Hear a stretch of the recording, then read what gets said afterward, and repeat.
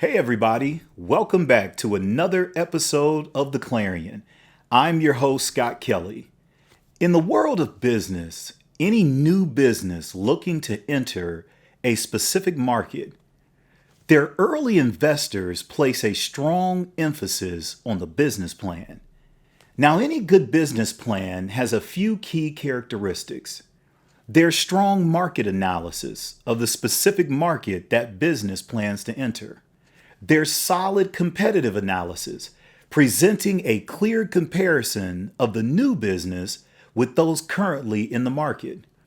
It has a marketing plan for how they intend to get their products or services to market. As every good business needs a plan, so God has not left us without a plan. Today, I want to study with you the greatest plan ever written. It is the plan of redemption. We will first examine the question, why the need for redemption? So stay with us.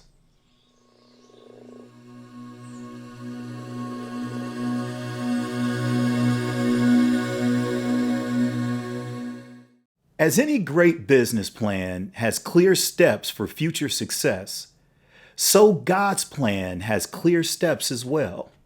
In his plan for the redemption of mankind, there are 3 steps that the Bible makes clear. They are, number 1, justification. Number 2, sanctification. Number 3, unity of God's people. These 3 steps in the plan of God restores man back to full communion with him. We will clearly define the meaning of these as we go along. But first, we must explore why the need for a plan of redemption in the first place. What is redemption?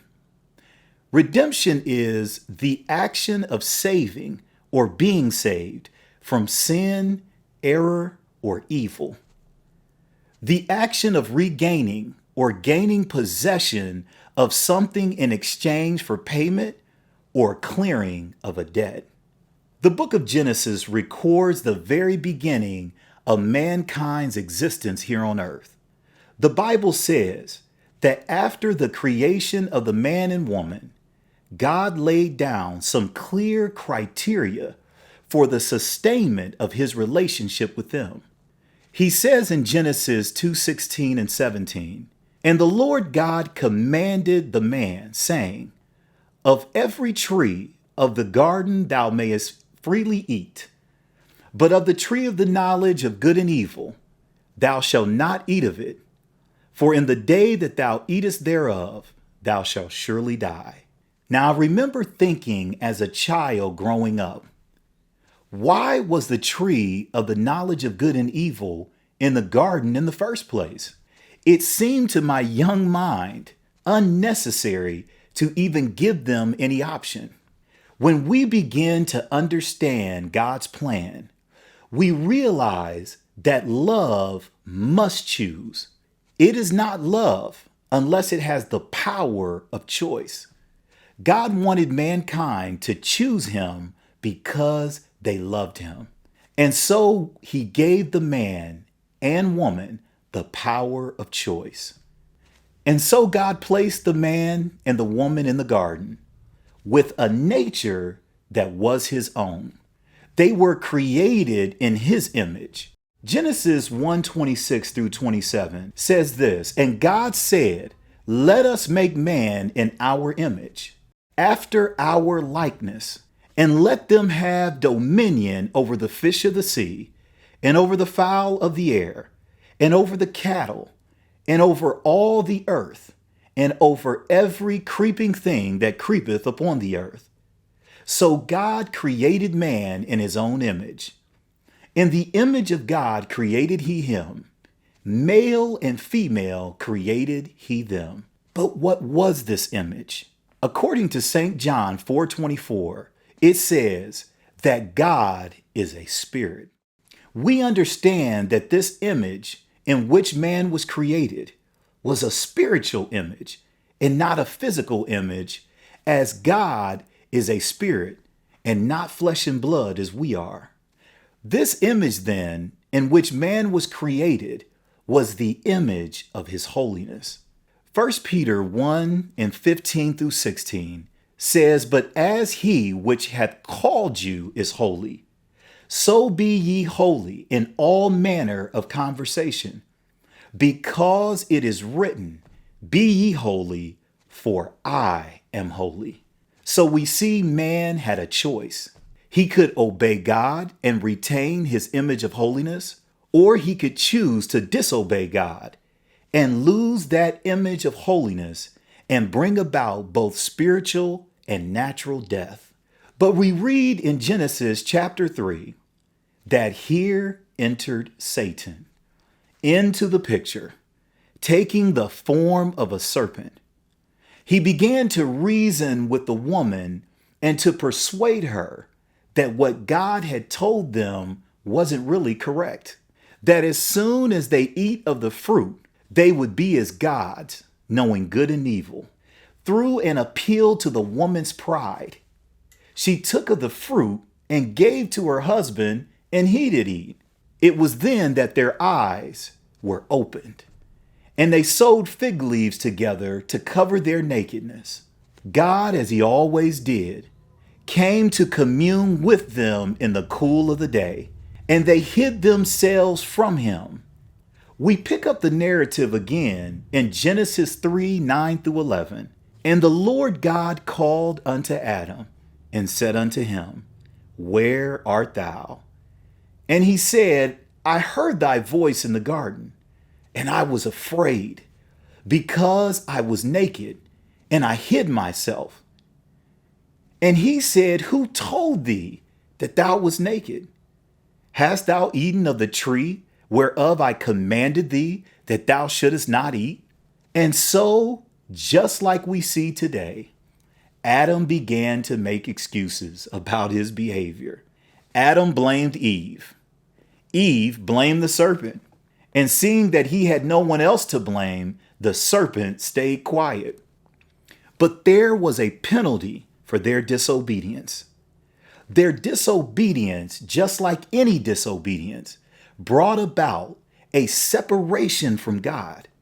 God first cursed the serpent, saying in Genesis 3:14 through 15, "And the Lord God said unto the serpent, Because thou hast done this, thou art cursed above all cattle, and above every beast of the field.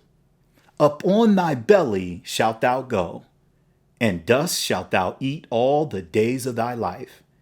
And I will put enmity between thee and the woman, and between thy seed and her seed. It shall bruise thy head, and thou shalt bruise his heel." Much more on the meaning of this later. "But unto the woman he said, I will greatly multiply thy sorrow and thy conception. In sorrow thou shalt bring forth children, and thy desire shall be to thy husband, and he shall rule over thee. And lastly, to the man he says, Because thou hast hearkened unto the voice of thy wife, and hath eaten of the tree of which I commanded thee, saying, Thou shalt not eat of it. Cursed is the ground for thy sake. In sorrow shalt thou eat of it all the days of thy life. Thorns also and thistles shall it bring forth to thee, and thou shalt eat the herb of the field. In the sweat of thy face shalt thou eat bread, till thou return unto the ground. For out of it wast thou taken, for dust thou art, and unto dust thou shalt return." Here we see the curse on mankind and on his seed. No longer was man in the image of God. No longer did he bear God's holiness, but he was now under the curse of his own disobedience. He was cursed in that he lost his spiritual communion with God, but he was also cursed in that he was denied access to the tree of life, thus bringing about his natural death as well. Some years after this fall, from his relationship with God, we read of Adam bringing forth a son in his own likeness, and after his image. Genesis 5:3 tells us, "And Adam lived 130 years, and begat a son in his own likeness, after his image, and called his name Seth."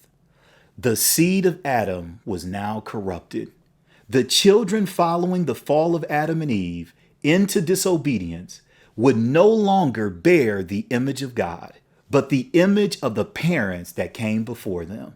It was thus that the nature of disobedience was passed down from generation to generation. This one act of disobedience caused our first parents to be removed from the garden and caused a separation between them and God. Now, the prophet Isaiah, speaking many years later of this very curse, says this, "Behold, the Lord's hand is not shortened, that it cannot save, neither his ear heavy, that it cannot hear. But your iniquities have separated between you and your God, and your sins have hid his face from you, that he will not hear you." Iniquities are defined as perversity and depravity. Sin, as defined by God's word, is the commission or omission of that which we know to be against the commandments of God. Now in James 4:17, we read this, "Therefore to him that knoweth to do good, and doeth it not, to him it is sin." Now I said earlier that the seed of Adam took on his image. The Bible makes this clear in Psalms 58:3. It says, "The wicked are estranged from the womb.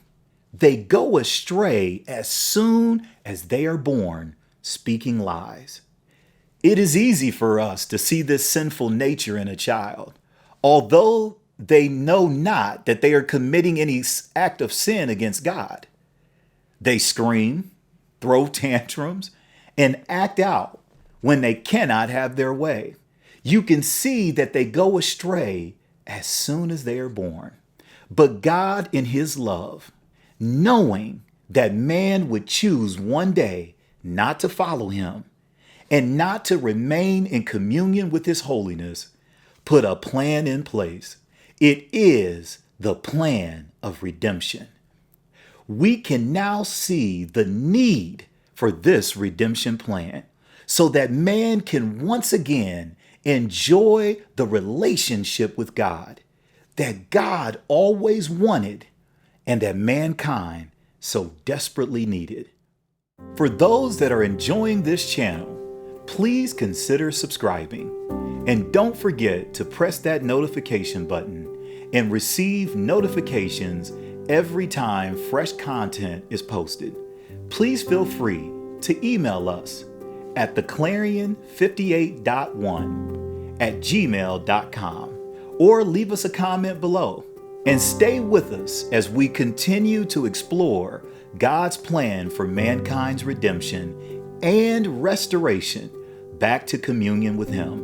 We'll see you in the next video.